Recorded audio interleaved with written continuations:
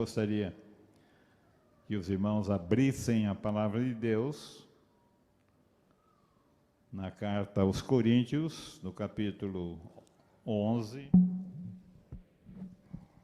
verso 23 em diante. Ele diz assim: porque eu recebi do Senhor o que também vos ensinei, que o Senhor Jesus, na noite em que foi traído, tomou o pão e, tendo dado graças, o partiu e disse: tomai, comei, isto é o meu corpo, que é partido por vós, fazei isto em memória de mim.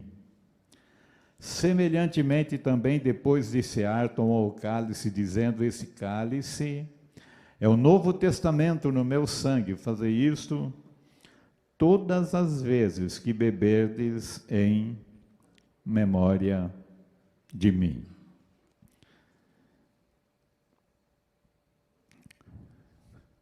Todas as vezes que beberdes em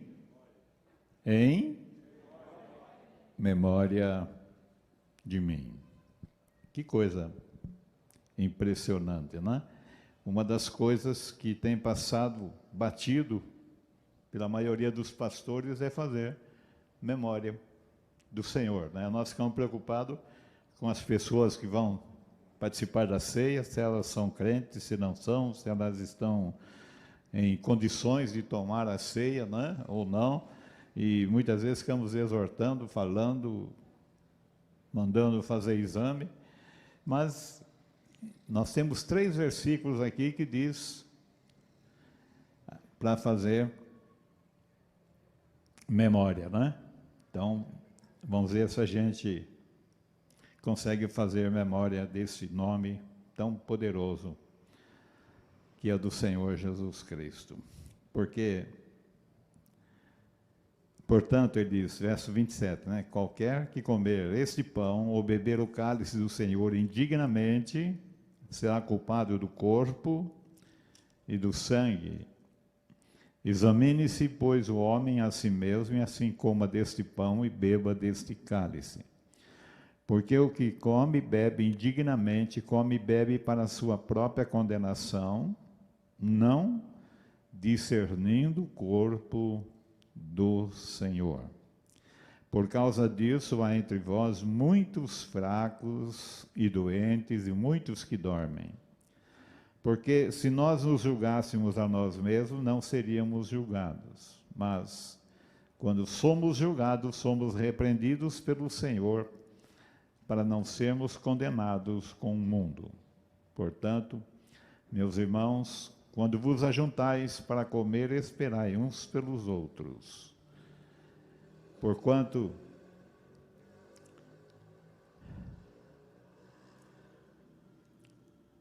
meus irmãos, quando vos ajuntais para comer, esperai uns pelos outros. Então nós podemos ver que essa ceia que eles tomavam não é que nem essa nossa, né?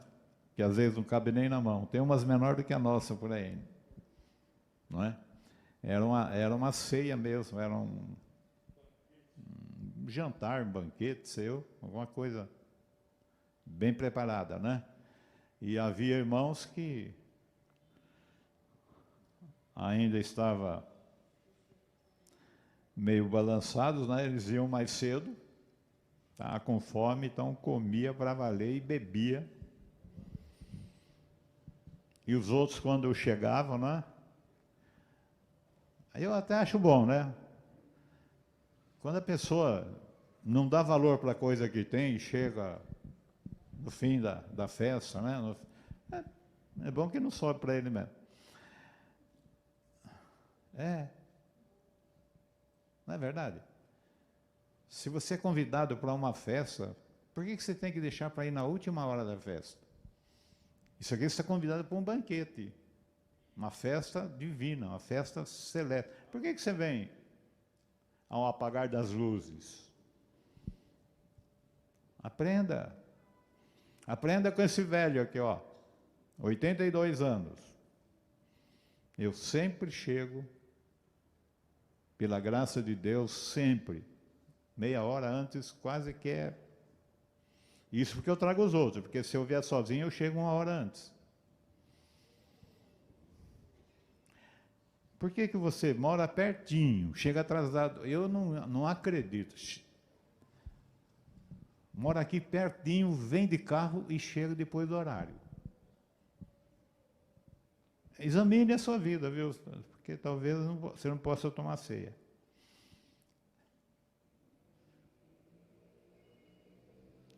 Mas, queridos, eu estava falando de manhã sobre o ministério, né, da lei, que tem a lei, os 10 mandamentos, foi escrito em pedras, 2 tábuas escritas dos 2 lados. Ela tinha 2 ministérios, está em 2ª Carta de Coríntios, capítulo 3, verso 7, diz ministério da morte, e o 9 da condenação. Eu, às vezes, inverto os versículos. Confere para mim, por favor. Está correto? Então, 2 ministérios tremendos. E esta obra, esta lei, quando foi dada, Moisés subiu ao monte e ficou na presença do Senhor, mas já tinha havido a sarça, né, ardendo. Então, colunas de fogo, buzinas, trovões, relâmpagos, tremia toda a montanha. E o povo até pediu para que Moisés falasse com eles e não Deus, porque eles não estavam aguentando a glória da presença do Senhor. Mas Moisés subiu a montanha e ficou 40 dias e 40 noites. Já pensou? Na presença do Senhor. Sendo instruído pelo Senhor para aquela caminhada, recebendo as tábuas. Quando ele desceu, Arão, seu irmão, havia arrecadado do ouro que eles trouxeram do Egito, não é? Porque os egípcios, com aquelas pragas que Deus enviou, eles não sabiam mais fazer, então eles empurraram aquele bando de gentios para fora da sua pátria e encheram eles de ouro, prata e coisas preciosas, não é? E então Arão ajuntou o povo e fez um bezerro de ouro. Você imagina, a congregação era mais ou menos que nem a nossa aqui, assim, né? Tinha 603.550 pessoas. Só homem, né? Porque velho não contava, criança não contava, mulher também não contava, só homem. Você imagina, uns 3 milhões de pessoas. Agora, você pensou uma cidade com 3 milhões de pessoas? Parece que é meio grande, não é? Então, para fazer um bezerro de ouro foi a maior moleza. Ele arrecadou lá, tirou das orelhas, dos pescoços, da onde estava pendurado e disse, toquei no fogo e saiu esse negócio. Mas eles fizeram uma consagração, como fosse um Deus. Então, que havia tirado eles do Egito e que agora eles iam consagrar numa festa. E fizeram aquilo que eles acostumavam fazer, né? Mesmo no deserto, fizeram uma festa da boa, que deu para encherem a cara, né? Como diz aí, como deu para bagunçar, deu para fazer sexo, deu para fazer tudo o que eles queriam. Eles já estavam meio acostumados lá de onde eles vieram. E Deus, então, quando Moisés desceu do monte, viu aquela consagração, aquele barulho no acampamento, estava uma festa de arrombo. O que ele fez? Quando ele viu aquilo, ele quebrou as 2 tábuas, escritas pelo dedo de Deus, em tábuas de pedra, escrito na frente e atrás. E quando ele viu aquele bezerro de ouro, ele disse que ele tocou fogo, derreteu aquilo, né? Foi o bezerro. E misturou na água e soltou para o povo beber. Deve ter passado aquele povo no deserto deve ter passado um apuro tremendo com essa água que eles tomaram, né? Mas diz a Bíblia que naquele dia foi um dia difícil, irmãos. Naquele dia Deus falou: quem está do meu lado, né? Vem para cá. Veio uma tribo todinha de Levi, se ajuntou a ele. Aí ele, é Levi, né? Se ajuntou a ele, eles pegaram a espada na mão e receberam a ordem de Moisés. Cada um de vocês vai entrar na casa do teu irmão, do teu parente, né? Dá para ler aí, Francisco? Deve estar no 32 do Êxodo. Hein? 32? 28 e 29. E os filhos de Levi, conforme a palavra de Moisés, então saíram no meio do povo aquele dia? Caíram do meio do povo aquele dia 3.000. Mas disse que era para matar amigo, parente, irmão, pai, o que aparecesse na frente. Porquanto Moisés tinha dito, ó, consagrai as vossas mãos ao Senhor.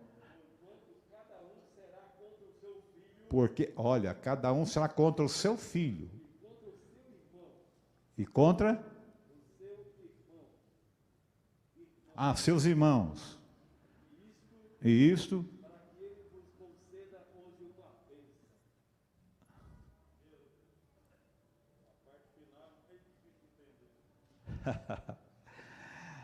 Então, quando inaugurou a lei, além de trazer esses 2 aspectos, da condenação e da morte,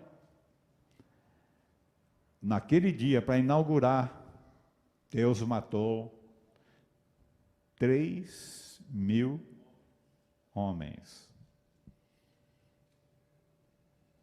Pastor, o que o senhor quer dizer com isso? Eu quero dizer que, se o pastor pode ler para mim, João 1,17, onde ele diz que a lei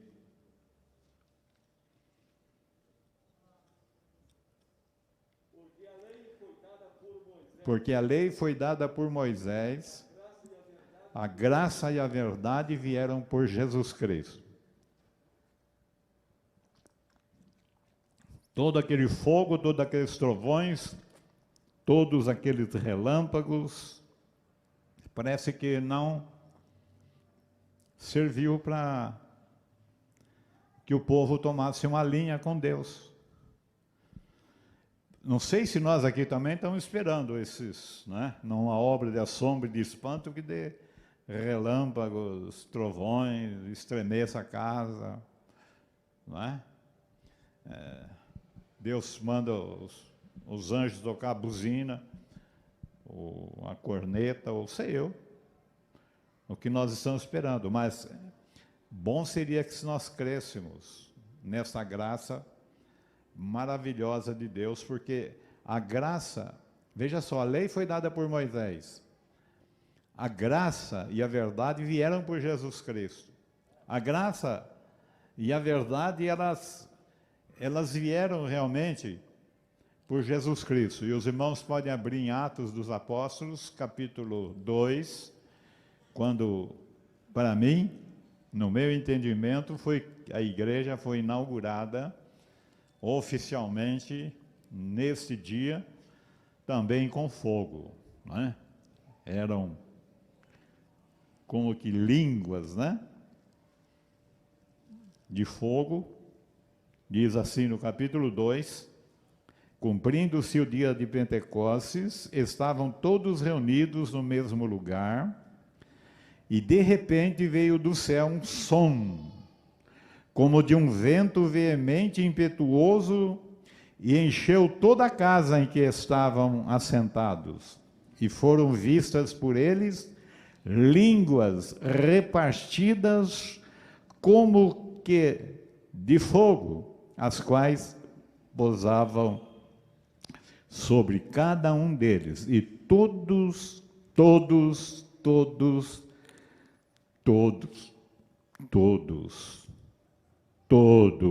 foram cheios do Espírito Santo. E começaram a falar em línguas, conforme o Espírito Santo lhes concedia. Então foi realmente uma obra assombrosa. Um vento veemente, uma tempestade de vento. E trazendo línguas, ou em forma de línguas repartidas como fogo. É outra manifestação, né? De fogo. Só que nessa manifestação de fogo, aconteceu algo maravilhoso. Naquele dia, diz a Bíblia, que foram salvos quase 3.000 almas. Diferente, né? Quando Deus introduziu a lei, introduziu com a morte. Quando ele introduziu a graça e a verdade, ele introduziu com vida abundante, com vida poderosa, com vida graciosa, com vida de sinais, com vida de prodígios, com vida de maravilhas nos seus discípulos e naqueles que criam. Havia uma abundância de graça em todos os apóstolos, ao ponto que... você achou o versículo aí do... Eu tinha marcado, mas não sei onde que eu marquei. Em que foram salvos quase 3.000. 41.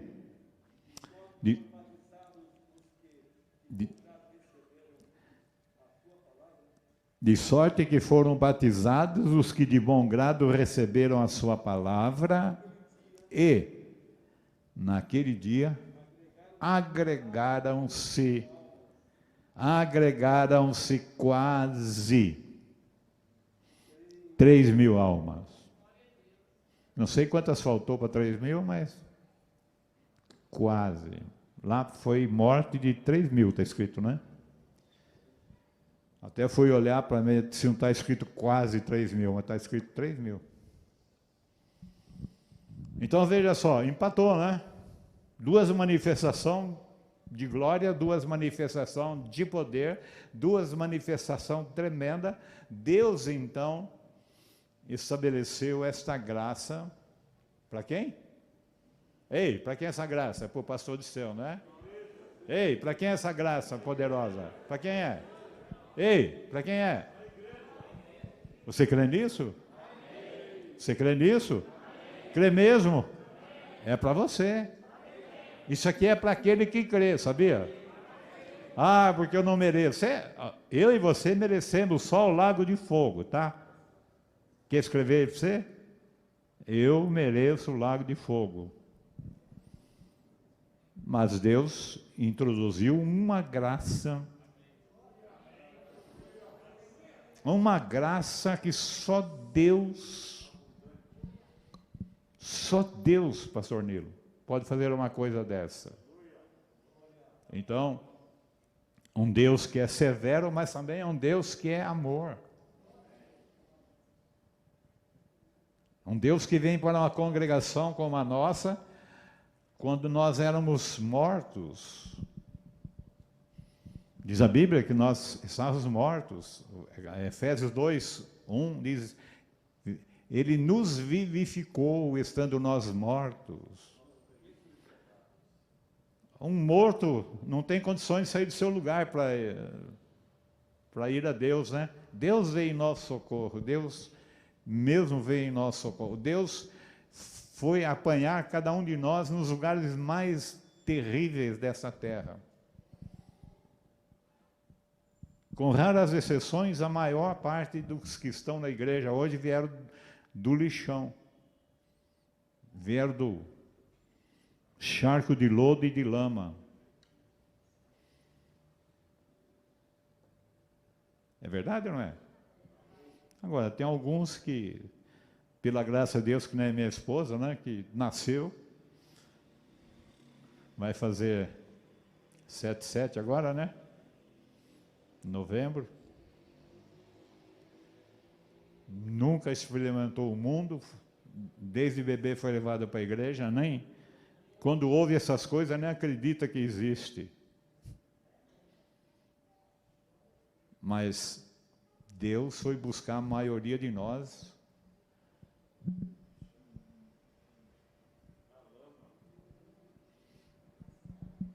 O charco de lodo, a lama. O Salmo 40 que fala, né? Tirou-me de um charco horrível de lodo, né? E firmou meus passos. Colocou meus passos, né? Os meus pés sobre uma rocha. E colocou um cântico de louvor, um hino de adoração ao Senhor. É muito lindo, irmãos. É muito lindo. Então, na verdade, Deus vem visitar uma congregação que tem mortos. O que Ele faz? Ei, você está morto? Ele pode vivificar você. Quanto custa, pastor? Nada. É de graça, irmãos. Nada que é de Deus é vendido. Tudo que é vendido é da trindade e de Satanás. Sabia que há um outro Deus? E inclusive está dentro das nossas igrejas. É 2 Coríntios 11, 4, onde ele diz que há um outro Jesus, um outro evangelho e um outro Espírito. Três, trindade de Satanás.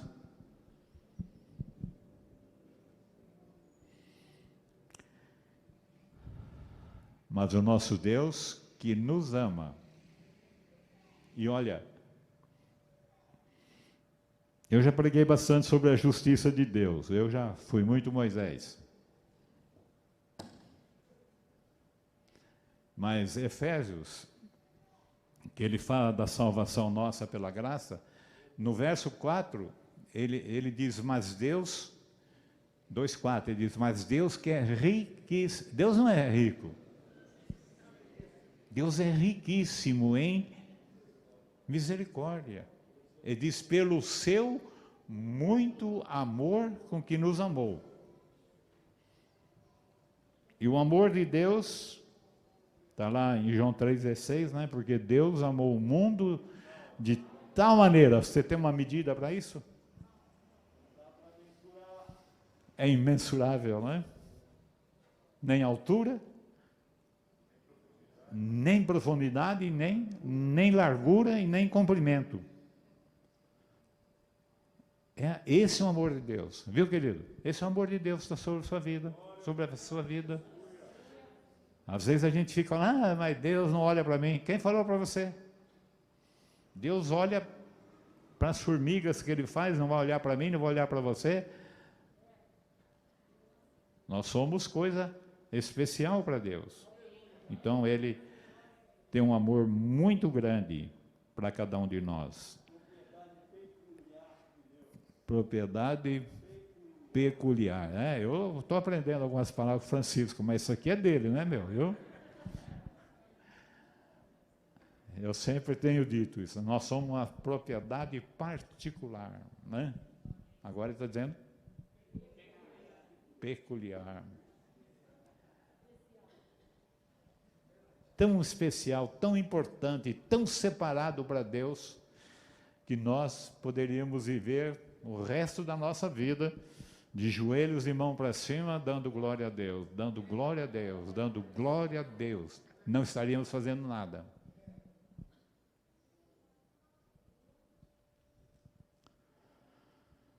Então, esse é o nosso Deus que nós estamos servindo. Um Deus que nos amou de uma maneira tão grande que deu o seu Filho unigênito. Sabe, irmãos, Deus só tem um Filho.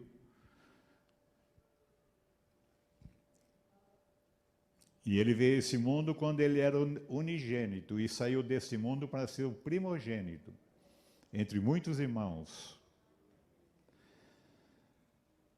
Mas Deus, nós estamos aqui na ceia, né? Mas Deus, na própria profecia de Isaías, né, 53, diz: Deus moeu Jesus. Jesus foi levado a um sacrifício, irmãos, horroroso.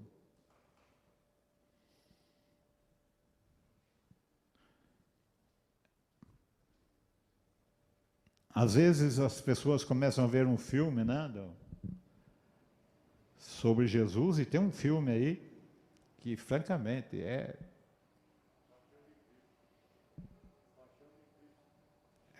difícil da gente ver. Mas diz que aquilo ainda não é o tudo que Jesus sofreu. Aquilo que a gente está vendo é só... Mas ele sofreu por quê? Por causa dos meus pecados. Por causa dos nossos pecados. Para pagar a nossa dívida. Ele se apresentou diante de Deus. Para nos apresentar a cada um de nós, né, santos, irrepreensíveis, inculpáveis, cheio da graça, cheio da misericórdia. Este é o plano de Deus, esta é a vontade de Deus. Então aqui nós temos, neste novo concerto, nesta nova aliança, nós temos promessas tremendas, promessas gloriosas da parte de Deus. Ah, mas eu não mereço. Não vai pelo seu merecimento que você vai para o inferno. Ou para o lago de fogo, que é o que a gente merece.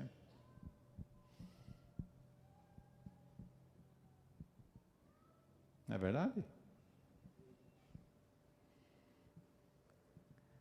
Vai pela sua graça. A graça e a verdade vieram por Jesus Cristo, que é o Cordeiro de Deus que tira o pecado do mundo. Então, queridos, vamos nos alegrar nesse dia da ceia. Sabe, irmão, o dia da ceia é um dia de celebração, de júbilo, de alegria, de gozo, de vitória. Não é para a gente ficar, cuidadinho de mim, que sou uma minhoquinha. Não é nada, pisa, é uma cobra. Mas, irmãos, Deus quer fazer realmente de nós até minhoquinha. Alguém que você pode pisar nele, você pode limpar o pé nele. Quando Deus tem uma obra maravilhosa a fazer na nossa vida, nós servimos de capacho. Não, porque o apóstolo. Paulo falou apóstolo, nós os apóstolos fomos colocados por últimos. Pode estar na lista primeiro, lá em Efésios 4:11, né? Pode ser o primeiro da lista lá, mas aquilo que nós recebemos, nós somos colocados por último, os mais provados, os mais provados. E isso vem de Deus, essa prova não é o diabo, não. A gente fica, sai diabo, sai de mim, vai para lá. Mas não é não. É Deus que coloca provas e cada vez que nós não passamos, teremos novo exame. Quem aqui já é motorista, que já foi no Detran tirar a sua carteira? Vamos lá. Eu fui uma vez só, eu e minha esposa foi uma vez só. Não pagamos nada, nem demos caixinha. Agora tem gente aí que tem carta, mas deu dinheiro. Não é? Compraram. Mas tem gente que foi 3, 4, 5, 6 e não conseguiram tirar a carta. A pessoa vai uma vez, 2 vezes e vê que não consegue, ele se vende, dá o dinheiro para todo mundo ficar cego e deixar mais um cego guiando o carro, né? Mas, na verdade, nós temos da parte de Deus um Deus tão lindo. Ele nos ama. Quando eu fico pensando que não tem medida, não tem medida o amor de Deus. Viu, Daura? Você parece estar apagadinha, o que aconteceu? Dá um glória aí. Tá. Então, nós ficamos assim, boquiabertos, né, para a graça de Deus realizando coisas para nós que nós jamais poderíamos executar. Eu estava lendo hoje de manhã, na parte da manhã, que Deus fez uma obra tão grande em muitas pessoas já do passado. Deus capacitou as pessoas para pregarem esse evangelho. Evangelho da glória de Deus, evangelho da graça de Deus. Esse evangelho que é o poder de Deus para a salvação de todo aquele que crê. Então, na igreja hoje nós temos um novo concerto, né? Nós temos uma nova aliança, nós temos um novo e vivo caminho pelo sangue de Jesus para entrarmos na glória direto. Temos um sumo sacerdote eterno, que tem todo o poder no céu, na terra e debaixo da terra, e nele habita corporalmente toda a plenitude da divindade. Gente, e nós parece que vivemos assim como a esmolar, né? Como um pedinte com um chapeuzinho na mão, pedindo a todo mundo que passa uma esmolinha, né? Pelo amor de Deus. E eu creio que está na hora de nós ter os nossos olhos abertos, não é? Olhos abertos. Quando eu falo em olhos abertos, parece que é fácil ter o olho aberto, não é? Mas as coisas que eu estou vendo hoje com 82 anos, se eu tivesse visto com 25. E por que o senhor não viu? Ué, porque é cego. O senhor não era crente? É, crente cego, não vê nada.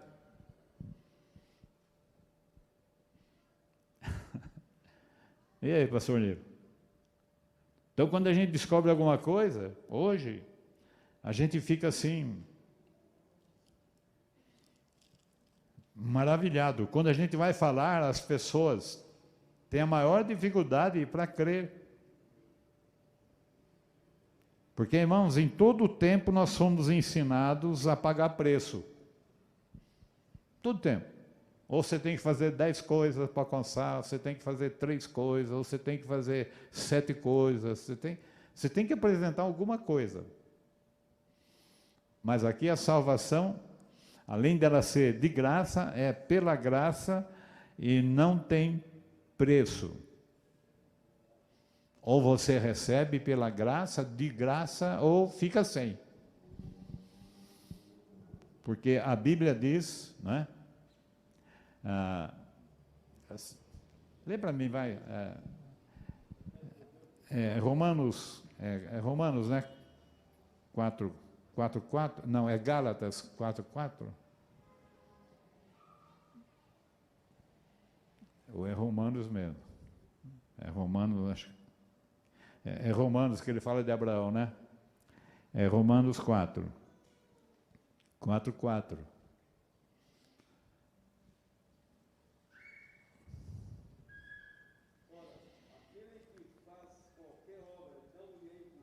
Olha, escuta assim, ouça o que está escrito. Aquele que faz qualquer obra. O que você pensa em fazer? Qualquer obra.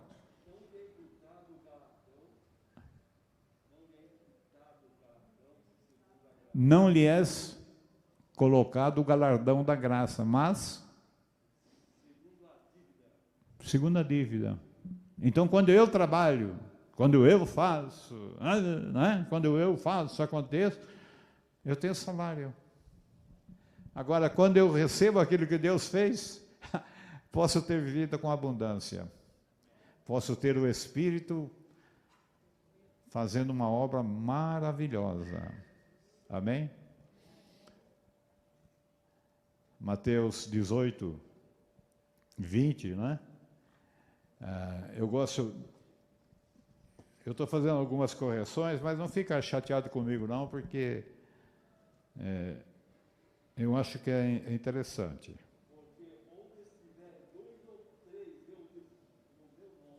Onde estiver 2 ou 3 reunidos em meu nome, então eu gostaria que você atentasse sempre para o verbo, porque vem gente aqui na frente, gente boa, gente sabia. Eles estão pregando e falam, onde tiver 2 ou 3 reunidos no nome do Senhor, Ele estará. Não, Senhor, eu estou. Estou é presente. Quando tiver 2 ou 3 reunidos, seja onde for, debaixo de uma árvore, numa caverna, ou na barranca do rio, ou onde você tiver 3 reunidos no nome, Ele está ali entre os 3. Ai, cadê o aleluia? Isso aí nem para mim não quer dizer aleluia. Dá um aleluia aí que presta. Vamos ficar em pé e dar um aleluia. Olha lá, aleluia. Aleluia.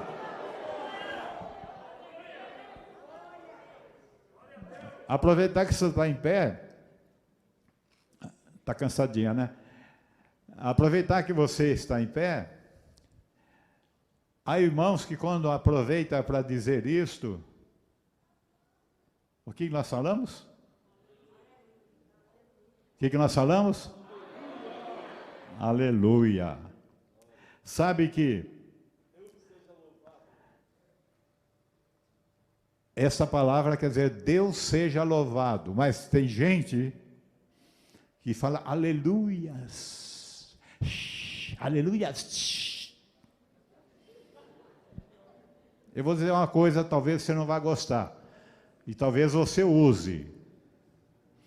E eu peço que você tire de circulação.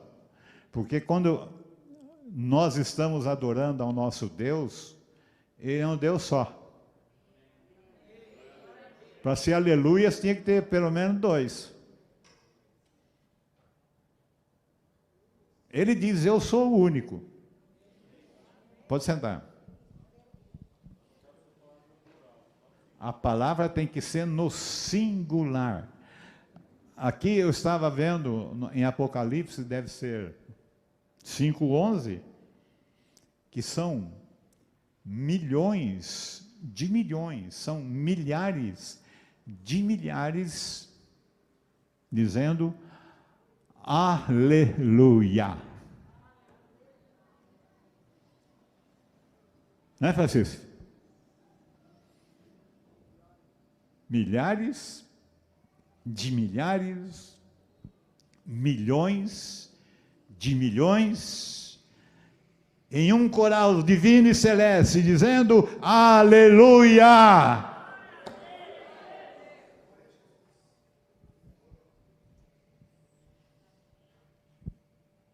Pastor, mas a gente tem que aprender? Tem, nós temos que aprender um monte de coisa. Eu tenho 82 anos, estou aprendendo, e aprendo com criança, viu? Tem gente velha que quando a criança chega, eles empurram. Eu não, eu amo as crianças. E eu ouço coisas das crianças que eu falo, olha, como Deus é bom, né? Deus usa as crianças para ensinar a gente.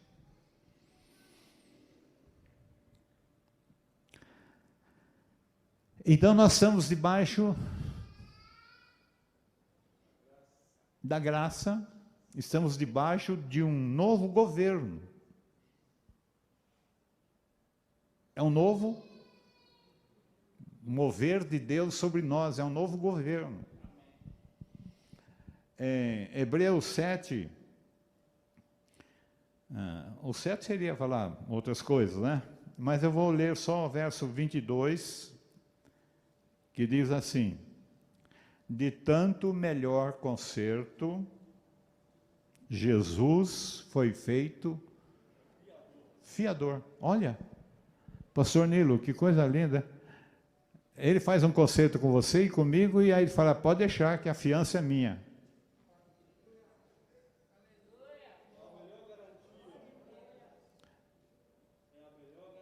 Melhor garantia. O pastor Francisco, por exemplo, ele é corretor de imóveis, né? Procura alugar uma casa com ele, ele vai pedir fiador. A empresa dele vai pedir fiador. Vai ou não vai? Às vezes, as pessoas quebram galho, mas na maioria, você tem que arrumar um fiador. Ou seguro fiança, que você tem que ter uma ficha muito boa para que eles te dêem o seguro fiança. Não é? Essas coisas é mais para gente que tem dinheiro. Mas para quem não tem dinheiro, quem é pobre, ou deposita 3 meses na frente, né? Ou 2, ou arrumam um fiador. Então, ser fiador é gostoso, eu já fui, sabe? A pessoa fica na casa, à vontade, teve um que ficou acho que mais de 20 anos, né, bem? Nós éramos um fiador que nem lembrava mais que era. Aí eles arrebentaram tudo com a casa, estragaram tudo, foram embora. Aparece a cobrança na minha casa. Quem é que pagou? O fiador. Por isso, se você tiver uma ficha de nome sujo e tiver um fiador de nome limpo, você entra na casa. Não é assim, pastor Francisco? Eles não vão ver a sua ficha. Vai ver a ficha do fiador, vai ver as propriedades do fiador, vai ver se ele tem condições de garantir a dívida. Jesus diz que faz conosco um novo concerto, não é isso? De tanto melhor concerto, Jesus foi feito fiador. Fiador de gente quebrada, de gente... Porque geralmente as pessoas que vêm para a igreja, dificilmente alguém vem bem, né? Geralmente vem quebrado, ou espiritualmente, ou fisicamente, ou... O que mais? Vem sem condições, né? No capítulo 8 de Hebreus, verso 1,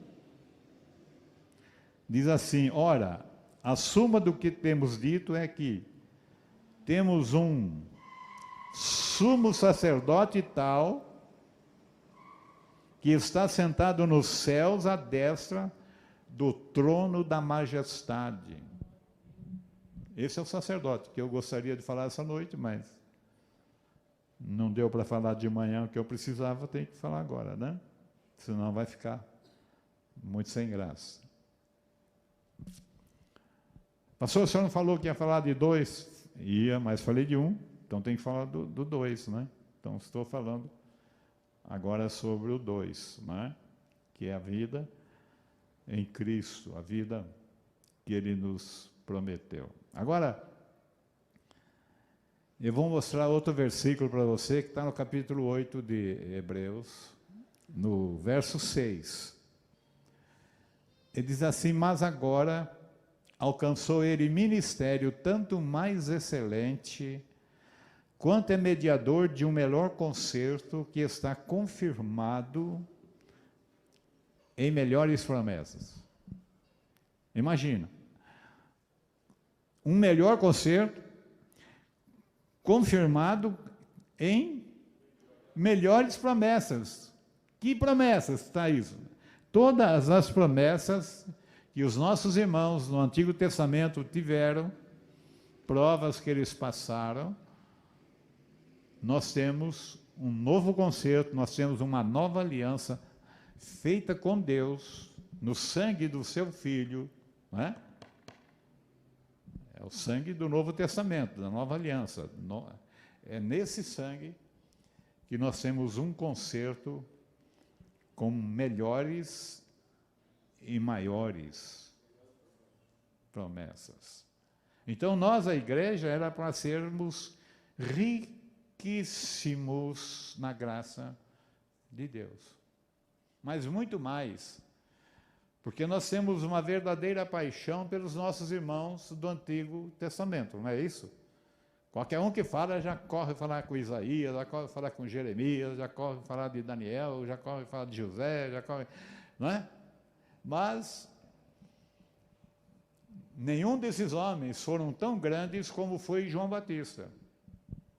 Está no capítulo 11 de Mateus, 11, versículo 11. Você pode ler para mim? Em verdade vos digo que entre os que de mulher têm nascido, olha, não apareceu alguém maior do que João Batista. Quem é o maior? Na velha aliança, no Velho Testamento, quem é o maior? João Batista. Ah, isso aqui não dá para escutar, isso aqui não dá para escutar. Nós somos surdos, não dá para escutar isso aí. Dá para escutar? Não, não dá, não dá. Como é que é, pastor? Ah, você vai ler. Você é corajoso, hein? Mas aquele que é o menor, ó, o menor, ó, na igreja, no reino dos céus, ó, é maior que João Batista.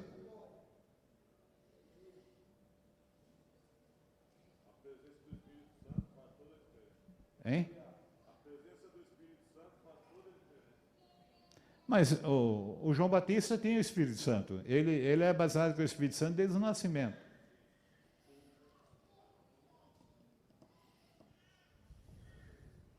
É que há realmente algo sobre excelente, além de sermos morada de Deus em Espírito, além do Espírito Santo morar em nós.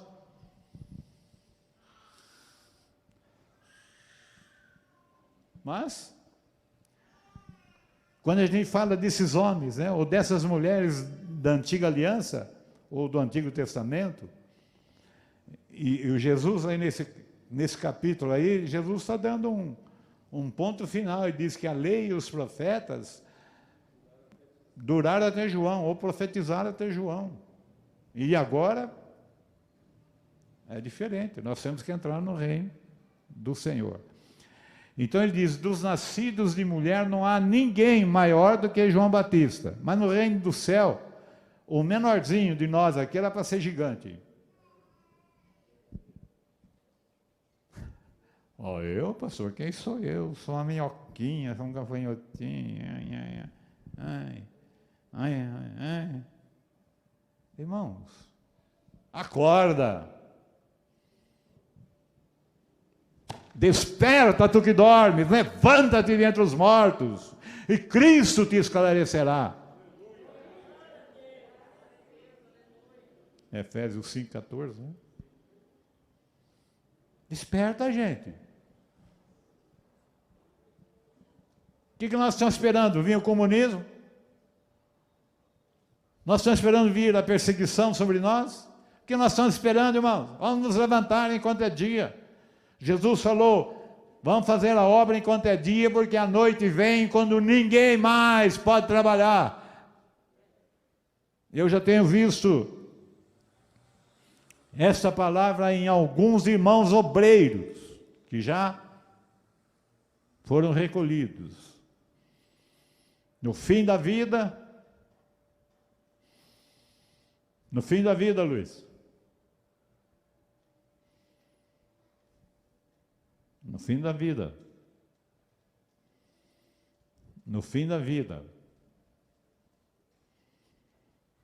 você está começando a vida, né? Mas seu pai já está, metade da vida já está indo. Está indo para o sexto. Sabe que eles vêm falar, pedir oração, dizendo, eu não quero morrer. Imagina, a coisa mais gostosa que tem é partir e estar com Cristo, é incomparavelmente melhor, é uma glória sobre excelente.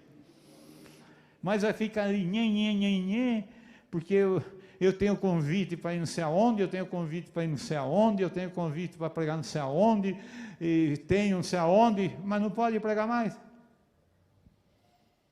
Um já estava cego. E o outro está esperando o arrebatamento, mas foi antes também.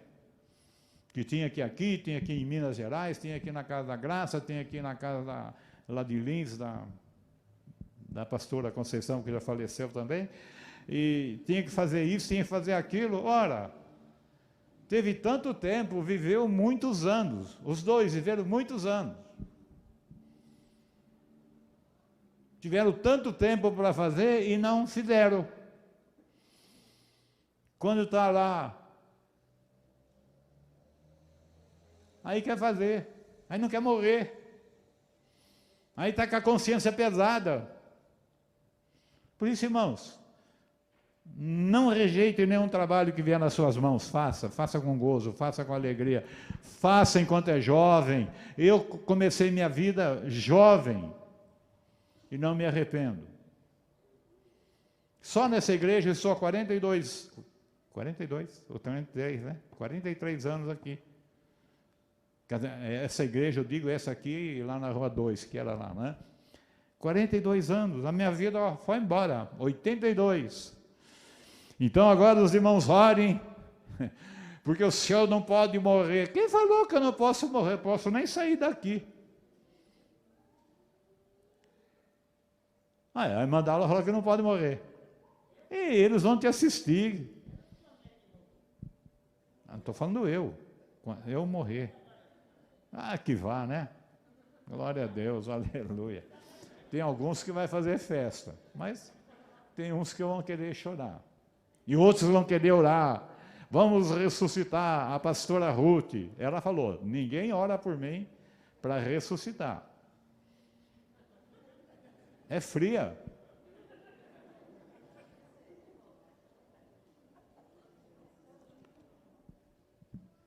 Gente, Lázaro tinha morrido há 4 dias.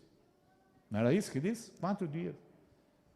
Jesus veio e tirou ele da onde? Onde estava Lázaro?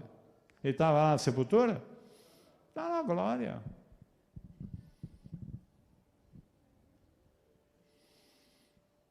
Irmãos, vamos aproveitar o tempo que nos é dado. Nós temos um novo concerto, nós temos uma nova aliança, nós temos o Espírito habitando em nós, nós temos liberdade na palavra, nós temos dias que nós podemos nos dedicar ao Senhor. Não é assim? Ah, hoje eu não vou porque está chovendo. Eu e minha esposa, nós não tínhamos carro, era Expresso Canelinha ou ônibus de vez em quando, com 2 filhos pequenos. Nós não ficávamos nem um dia em casa. E naquele tempo a gente enfrentava castas tremendas de demônios. Mas era meia-noite, 1 hora, 2 horas, nós estávamos na casa das pessoas expulsando demônios. Mas nós tivemos gente que esteve junto com a gente, e ele chega assim, demônio, vai embora. Eu falo, não vou não. Ele fala, então você fica aí que eu vou. Comigo não. Eles já chegaram a me desafiar perguntando se eu ia mudar de profissão, porque eu trabalhava naquele tempo. Você não vai dormir não? Você vai mudar de profissão? Não, meu pai trabalha até agora, também estou na brecha. Mas não cansa, pastor? Cansa. Mas Deus dá um refrigério tão grande, que a gente se sente tão bem, ainda mais na mocidade, né? Vocês estão esperando ficar velho para enfrentar demônio?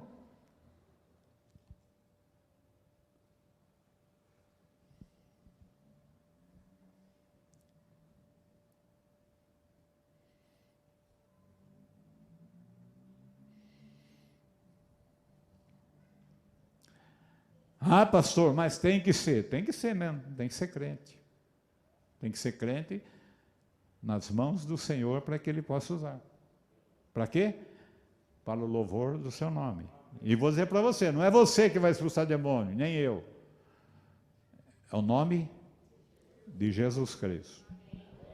Quem cura os doentes, os enfermos também, não é o pastor, não é o missionário, é Jesus. Está nele. Toda a nossa herança. Colossenses 2:3, né? Que ele diz. Nós temos um cofre.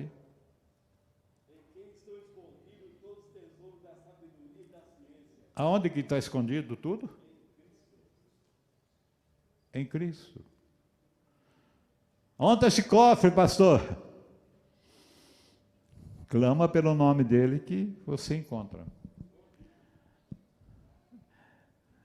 E qual é a chave para entrar nesse cofre? É o nome do Senhor Jesus Cristo. Muito bom. Acho que está bom para agora, né? Podemos celebrar a ceia mais uma vez. Olha, irmão, eu tenho coisa aqui para... Mas eu não gosto de ficar no papel que eu escrevo, eu gosto de ficar no mover do Espírito. Quando o Senhor vai me guiando, eu mudo tudo, jogo tudo no lixo.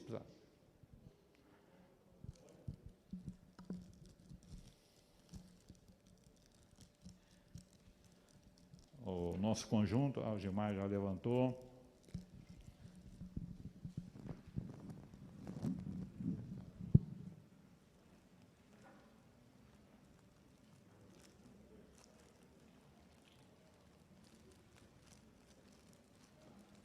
Pode ler para mim o 1 Pedro 2:24.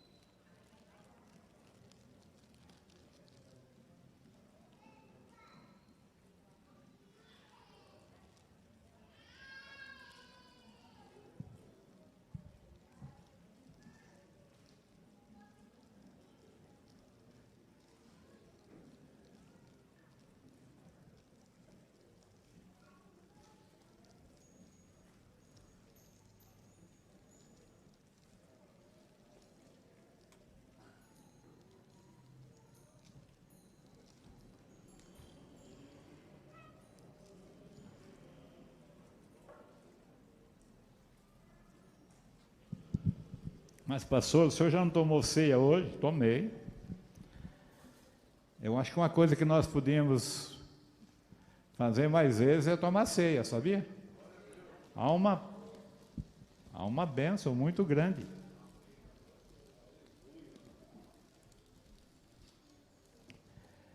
Nós temos igreja, eu como vim de linha batista, a gente adotou fazer uma vez por mês.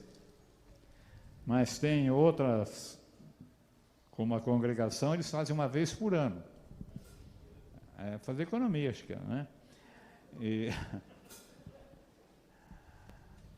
E outros fazem muitas vezes, cada vez que se reúnem. Isto é coisa muito boa, mas os nossos olhos precisam ir se abrindo para essas coisas, para essas declarações. Olha que ele vai ler. Primeira carta de Pedro 2:24. Desculpa, Gilmar. Levando ele mesmo. Olha só, preste atenção, levando ele mesmo em seu corpo, no seu corpo, os nossos pecados sobre o madeiro. Para quê? Mortos para o pecado. É isso que Deus quer fazer na sua vida, matar você para o pecado. Pudéssemos viver para a justiça, porque pelas suas pisaduras fomos sarados. Vocês querem? Pode ser?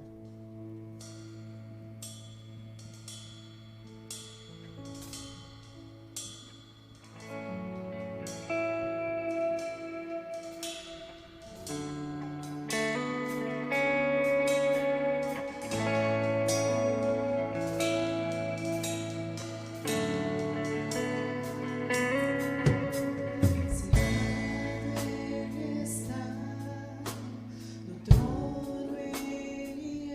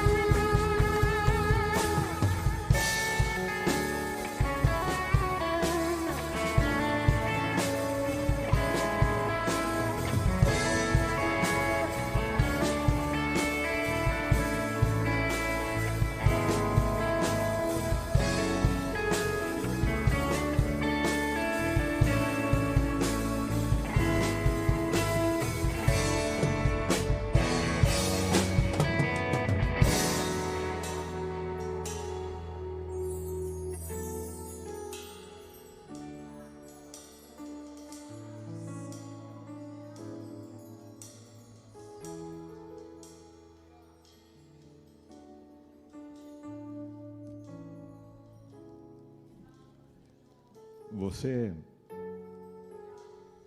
pode se levantar nesta noite dizendo: eu sou maior do que João Batista.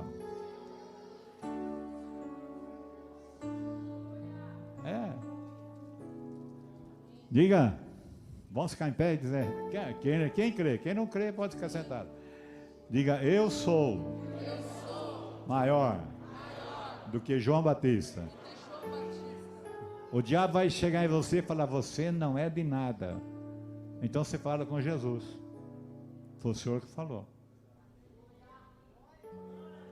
Amém? Diz que nascido de mulher não há ninguém maior do que João. Ninguém.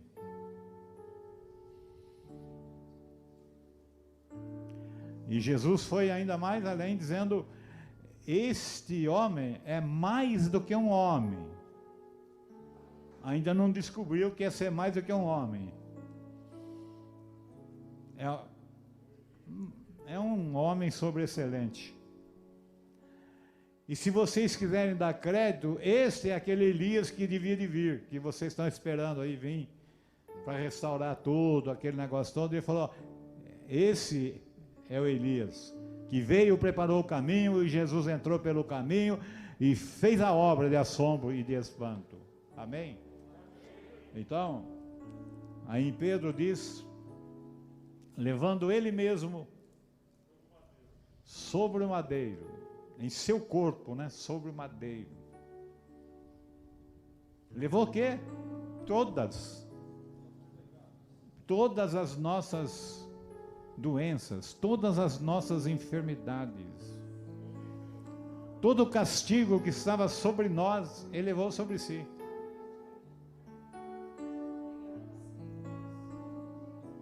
Mas você crê nisso? Eu pregava de manhã, eu também estava na oração, e eu falei: Senhor, eu no começo do meu ministério não tomava remédio, eu morria, mas não tomava remédio. Mas depois que a gente vai ficando na mão dos outros, né? Não, tem que tomar isso, tem que tomar aqui, tem que fazer exame disso, tem que fazer exame daquilo. Nós acabamos de orar, o irmão Gilmar desceu e falou: pastor, o senhor porventura tem uma caixa lá de remédio? Eu falei: ela mesmo. Hoje eu já não tomei mais, pode ser que eu morra amanhã, mas, irmãos, nós temos que tirar a nossa fé desse embrulho que nós estamos, dessa indecisão. Jesus levou?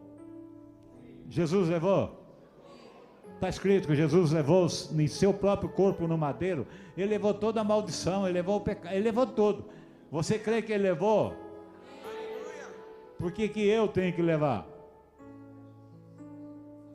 E tem coisa que a pessoa fala: a minha doença, né? A minha. Nós não temos nada, irmãos. Jesus levou sobre si toda a enfermidade, levou sobre si toda a maldição que pesa sobre nós, levou a nossa natureza velha de Adão, matou na cruz, morremos com ele, fomos sepultados com ele, ressuscitamos com ele pelo poder do Espírito de Deus, para viver em novidade de vida pela glória do Pai. Está escrito em Romanos, capítulo 6. Mas a gente lê e fala: quem sou eu para ser que nem Paulo? Quem sou eu para ser que nem o apóstolo Disseu? Quem sou eu? Para de ser formiga, para de ser mosquito, para de ser qualquer bichinho. Toma esse pão. Isso aqui é um pão. Neste pão, nesta noite, tem um símbolo. O corpo de Jesus Cristo partido por nós no Calvário. Gente, nós custamos caro para Deus. E Deus não quer ver nós uma igreja de doente. Deus quer ver nós uma igreja de gente sarada. É velho, mas é sarado, é são. Crês tu isso? Levante o pão. Quem não está doente pode sentar, mas quem estiver doente, segura o pão em pé. E nós vamos fazer a confissão que Jesus tomou e levou no seu próprio corpo. Aonde? Na cruz. A cruz não é para fazer piquenique, a cruz é para morrer. Vamos orar então, Deus, nosso Pai. Toda e qualquer enfermidade que está sobre o teu povo, daqueles que nos visitam também, Pai, nós queremos dizer que Jesus, há mais de 2000 anos, levou sobre si,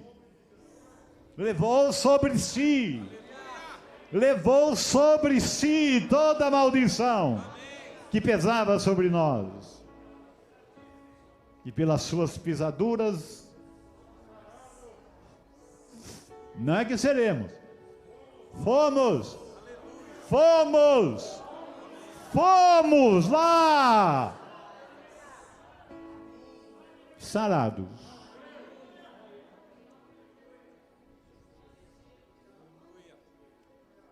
Ah, pastor, mas se eu não tomar esse remédio eu morro. Ó, melhor morrer, para que ficar aí? Caindo pelas tabelas. Vamos morrer. Partir e sair com Cristo é incomparavelmente melhor. É bom demais, gente. Mas se você não tem certeza que você é do Senhor, nessa noite, abra seu coração, não é? Deixa Ele fazer uma obra. Ele vai fazer uma obra de limpeza, de faxina. Ele vai fazer uma obra de assombro na sua vida, uma obra de espanto. Você que pensa que nunca será nada, que nunca seria nada, que foi amaldiçoado pelo seu pai, amaldiçoado pela sua mãe. Seu pai e sua mãe diziam, você é um burro, você nunca vai ser gente na vida. Vamos quebrar toda essa maldição. Jesus levou sobre ele. Jesus levou sobre si. Jesus levou sobre si. Jesus levou. Amém? Se crê? Não levanta o pão. Este é o corpo, simbolizando o corpo. Este pão, sem fermento, simboliza o nosso Cordeiro de Deus, sem pecado, sem mancha, que levou sobre si, de toda a raça de Adão, levou sobre si, homens bons e homens maus, ele levou sobre si. Basta olhar para ele e será salvo. Olhe para ele nessa noite e será salvo. Será salvo. Cresço isto? Quem comer desse pão crendo, a Bíblia diz, nenhuma condenação há. Para os que estão em Cristo Jesus, que não andam segundo a carne, mas segundo o Espírito. Comamos, querido.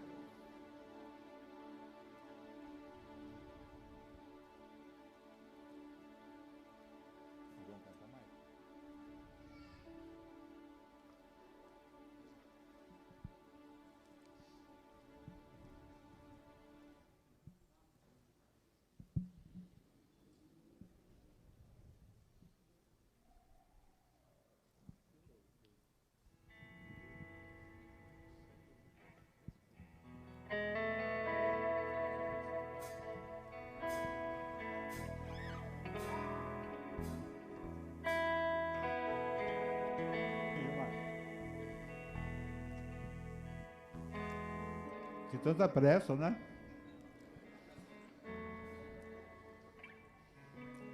Desculpe, mas foi tão emocionante, tão maravilhosa essa obra.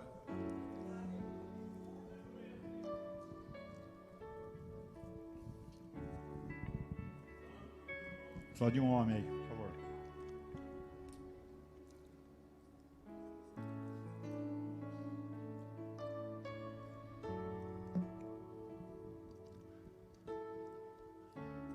Esse aí não vai vazar tão fácil, né? Conseguiu abrir? Então ele diz: a mesma noite em que Jesus foi traído. Olha que coisa terrível, né? Ser traído. É traído por um discípulo seu. A capacidade que Jesus tinha, né? Diz que ele tomou o pão e partiu, deu graça, depois tomou o cálice, dizendo: este cálice é a nova aliança feita no meu sangue. Bebei dele todos os que creem. Bebei dele todos. Você pode crer?